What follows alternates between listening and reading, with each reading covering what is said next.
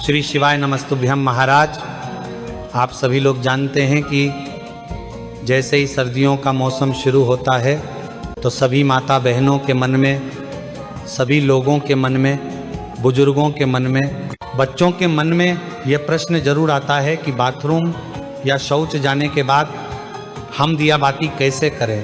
क्योंकि कई सारी माताएं बहनें रोज़ सुबह शाम अपने घर में दिया और बाती करती है। कभी कभार बुजुर्ग भी दिया बाती करते हैं और कभी कभार बच्चे भी करते हैं। महाराज, ये प्रश्न विशेष रूप से सभी लोगों के मन में सर्दियों के मौसम में ही आता है, क्योंकि सर्दियों के मौसम में पानी बहुत ठंडा होता है। बार बार हाथ पैर गीला करना किसी को भी पसंद नहीं होता, या बहुत सारे लोग हाथ पैर में स्वेटर वगैरह, मोजे वगैरह पहने होते हैं तो बार बार हाथ पैर धोने में बहुत परेशानी होती है।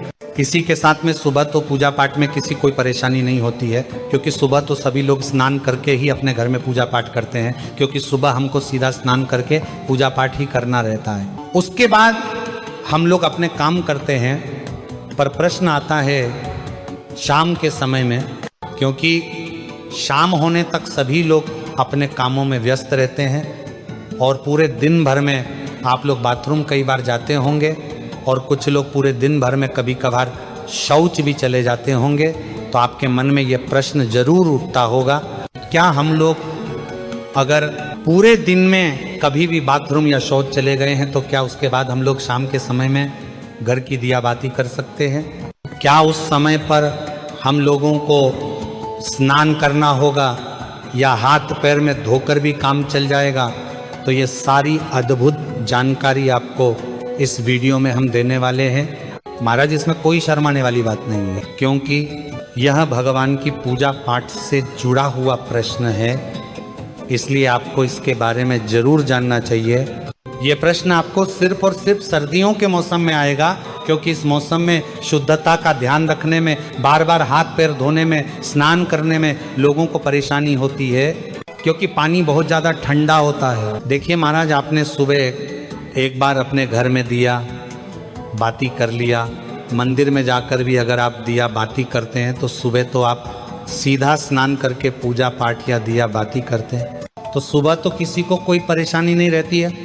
पर सुबह के बाद में आपके पास पूरा दिन रहता है और फिर शाम का समय आता है। महाराज, अब शाम होने तक बहुत सारे लोग पूरे दिन भर में बाथरूम जाते हैं, कुछ लोग शौच भी जाते हैं, तो यहाँ पर आपके मन में अशुद्धि आ जाती है, यानी कि आपका शरीर उस समय पर अशुद्ध हो जाता है जब आप बाथरूम जाते हो या शौच जाते हो। इसके बाद अब आप अपने घर में सीधा दिया बातें करने के लिए नहीं जा सकते। तो आखिर कौन सा वह नियम है जिसका अगर आप लोग बाथरूम या शौच जाते समय पालन करेंगे तो आप अशुद्ध नहीं होंगे बल्कि शुद्ध रहेंगे और शाम के समय की दिया बाती बिना स्नान किए कर सकेंगे?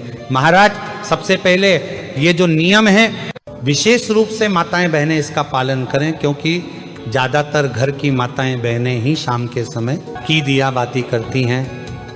महाराज, सर्दियों के समय में आप पूरे दिन भर में जब भी बाथरूम जाती हैं तो उस समय के लिए सबसे पहले आप नियम सुन लीजिए, उसके बाद हम आपको शौच का नियम बताएंगे। सुबह स्नान करने के बाद, पूजा पाठ करने के बाद आप पूरे दिन भर में जब भी बाथरूम जाती हैं तो आप लोगों को बाथरूम से आने के बाद मात्र ये 3 काम करने हैं। ये 3 काम करने के बाद आप शुद्ध रहेगी और शाम के समय की दिया बाती भी कर सकेंगे। सबसे पहले जब आप बाथरूम जाएं तो बाथरूम से लौटने के बाद आप सबसे पहले अपने हाथों को धोए, अपने पैरों को धोए, उसके बाद 3 बार कुल्ला करें। कुल्ला का मतलब है कि अपने मुंह में पानी ले, मुंह को थोड़ा साफ करें और पानी बाहर फेंक दें। यह प्रक्रिया आपको 3 बार करनी होती है, मतलब 3 बार कुल्ला करना रहता है। इसके बाद आखिरी में थोड़ा सा पानी अपने मुंह पर अगर आप लोग मार लेते हैं या एक हाथ गीला करके अपने मुंह पर फेर लेते हैं तो आप पूर्ण रूप से शुद्ध हो जाते हैं। महाराज, ये नियम सिर्फ माता बहनों के लिए नहीं बल्कि सभी लोगों के लिए है, चाहे आप बुजुर्ग हो, चाहे आप पुरुष हो, चाहे आप बच्चे हो। अगर आप बाथरूम से लौटने के बाद इस तरीके से ये 3 कार्य करते हैं तो आप पूर्ण रूप से शुद्ध हो जाते हैं। महाराज, अब आप लोग कहेंगे कि यहाँ पर भी तो हमें पानी का इस्तेमाल करना पड़ रहा है, पर यहाँ पर आपको कम पानी का इस्तेमाल करके हाथ मुंह धोना पड़ रहा है, अन्यथा फिर आपके पास स्नान करने का ही एक आखिरी तरीका बचता है। आप चाहे तो हाथ मुंह धोने के लिए गर्म पानी भी करके रख सकते हैं, इसमें कोई परेशानी नहीं है। पर बाथरूम से लौटने के बाद अगर आप ज़्यादा कुछ ना भी कर पाए तो अपने हाथ पैर जरूर धोएं।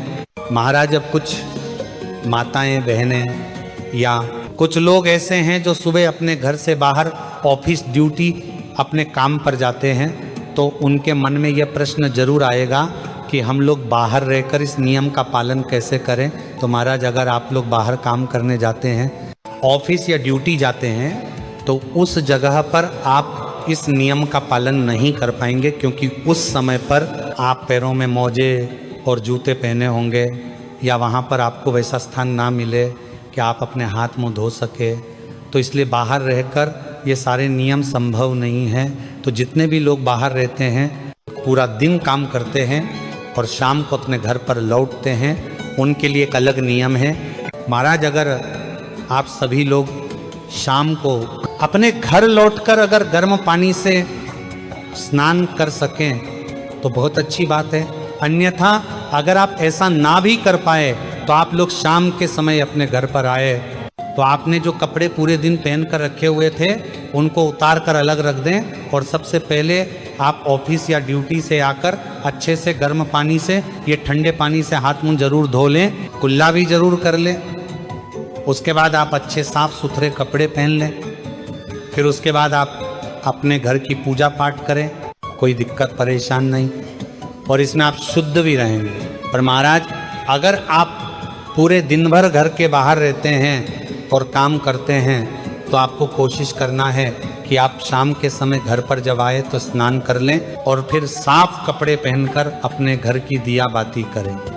महाराज, अब बहुत सारे बुजुर्ग ऐसे होते हैं जो कि ठंड में अपने हाथ पैर के मोजे नहीं उतारते हैं, और वह लोग अपने घर की दिया बाती करें, तो उन लोगों को किस नियम का पालन करना चाहिए?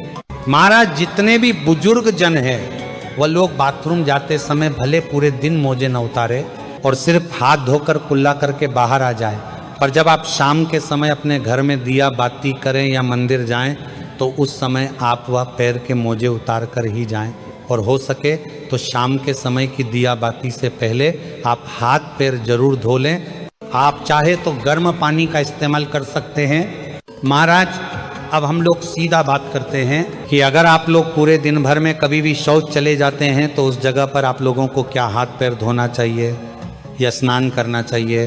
क्या आप लोग उस समय शुद्ध रहते हैं या अशुद्ध?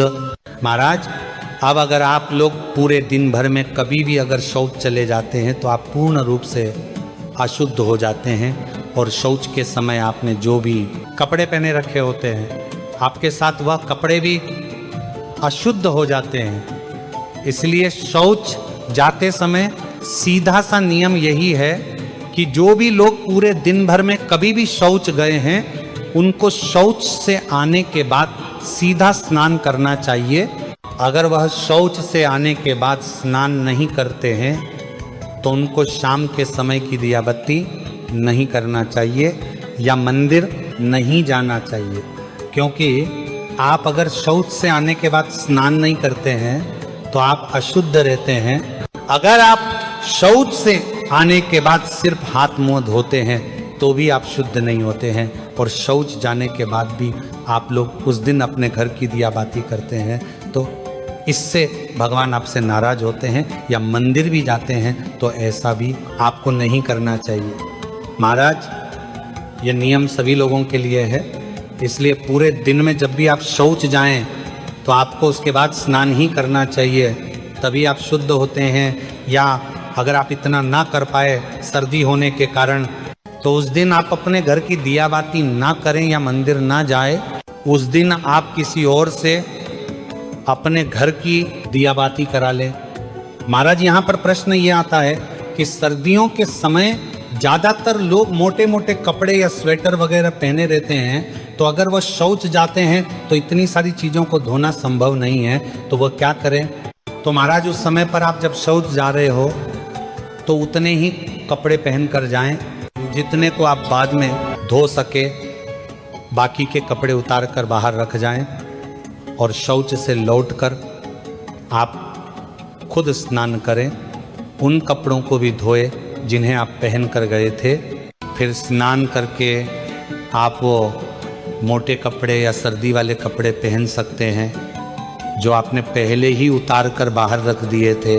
महाराज, इस तरीके से आप लोग सर्दियों के समय बाथरूम या शौच जाते समय शाम के समय की दिया बाती कर सकते हैं। महाराज, वैसे हमने आपको अपनी तरफ से जो भी प्रश्न थे बाथरूम या शौच जाते समय और दिया बाती से जुड़े हुए वो हमने आपको बता दिए हैं। बाकी अभी भी अगर आपके मन में कोई प्रश्न है तो वह आप हमसे कमेंट करके पूछ सकते हैं। और आप हमारी ये वीडियो कहाँ से देख रहे हैं और क्या आप लोगों के यहाँ भी कितनी ठंड पड़ रही है वो भी हमें कमेंट में ज़रूर बताएं। श्री शिवाय नमस्तुभ्यं महाराज।